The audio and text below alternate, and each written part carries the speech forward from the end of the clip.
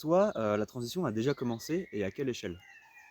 Alors, je pense que la transition, le mot transitionner, nous, on l'a vu au Bois du Bain depuis 2 ans à peu près. C'est arrivé dans les mots des gens qu'ils utilisaient.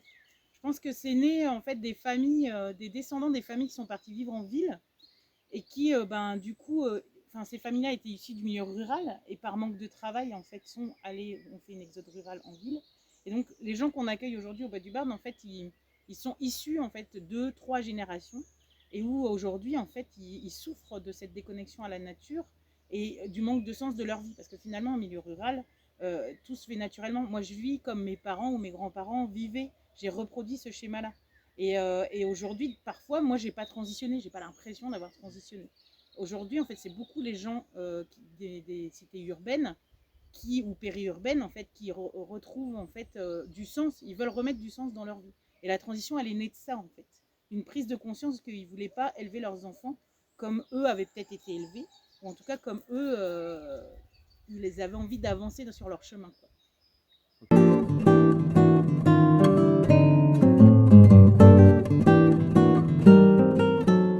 Quel a été ton parcours pour arriver à ce constat?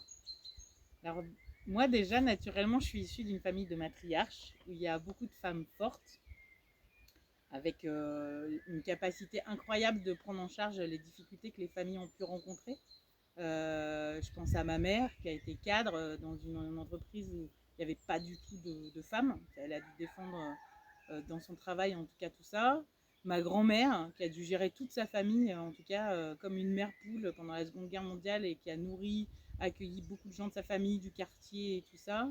Et puis je pense à une grande cousine, alors là je me la tape, mais parce que je l'aime bien, Simone de Beauvoir, qui fait partie de ma famille, et qui bah, voilà, est un élément féministe et voilà, complètement indépendant avec un sacré caractère, quoi.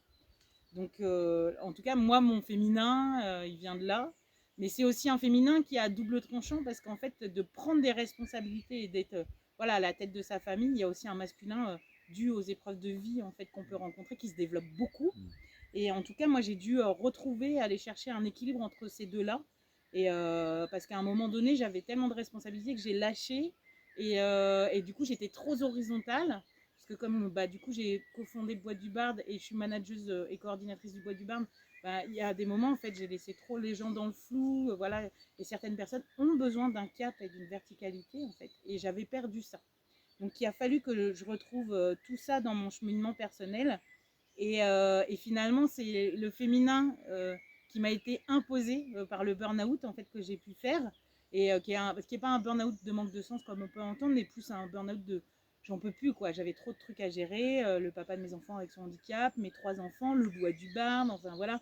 Je pense que je me suis noyée dans une sorte de travail et que du coup, à partir du moment où je me suis recentrée, grâce à la Gestalt notamment, qui m'a beaucoup aidée en thérapie, d'aller chercher vraiment moi qui j'étais au fond, et ben il y a eu un équilibre naturel qui s'est fait entre mon masculin et mon féminin. Et je suis persuadée qu'aujourd'hui, en fait, dans les cheminements et les parcours de vie de chacun, en fait, il faut retrouver un équilibre. C'est pas le féminin en avant ou le masculin en avant. En fait, la société d'aujourd'hui, elle a besoin que chacun retrouve en fait cet équilibre-là en lui, quoi.